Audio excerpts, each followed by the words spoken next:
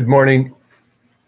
The sermon this Sunday is all about peace, and we'll be looking at Paul's letter to the Philippians, where he talks about peace, and he writes about peace, which, interestingly enough, he writes about from prison.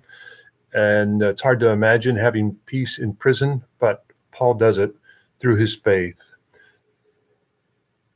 We talk a lot about hope, and today I want to read something from Thich Nhat Hanh, the Buddhist monk, from his book, Peace is Every Step.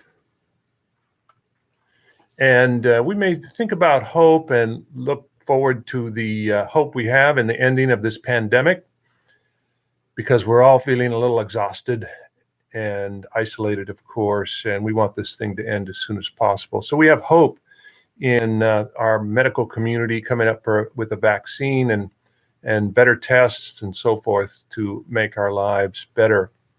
We also have hope in this election. Maybe we have hope that life will be a little less chaotic for all of us if the election goes the way we want it to go. And so we live in hope, and hope's a good thing, but it has its limitations. And so I read from Thich Nhat Hanh from his book, Peace is Every Step, and a little essay titled Hope as an Obstacle. Hope is important because it can make the present moment less difficult to bear. If we believe that tomorrow will be better, we can bear a hardship today. But that is the most that hope can do for us, to make some hardship lighter. When I think deeply about the nature of hope, I see something tragic. Since we cling to our hope in the future, we do not focus our energies and capabilities on the present moment. We use hope to believe something better will happen in the future, that we will arrive at peace or the kingdom of God. Hope becomes a kind of obstacle. If you can refrain from hoping, you can bring yourself entirely into the present moment and discover the joy that is already there. Enlightenment, peace, and joy will not be granted by someone else. The well is within us, and if we dig deeply in the present moment, the water will spring forth.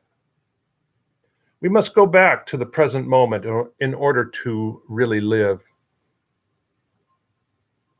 When we practice conscious breathing, we practice going back to the present moment where everything is happening. Western civilization places so much emphasis on the idea of hope that we sacrifice the present moment. Hope is for the future. It cannot help us discover joy, peace, or enlightenment in the present moment. Many religions are based on the notion of hope, and this teaching about refraining from hope may create a strong reaction. But the shock can bring about something important. I do not mean that you should not have hope, but that hope is not enough. Hope can create an obstacle for you, and if you dwell in the energy of hope, you will not bring yourself back entirely into the present moment.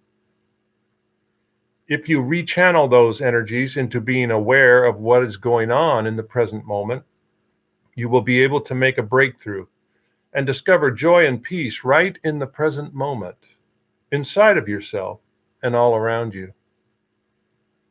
A.J. Muste, the mid-20th century leader of the peace movement in America, who inspired millions of people, said, "There is no way to peace. Peace is the way."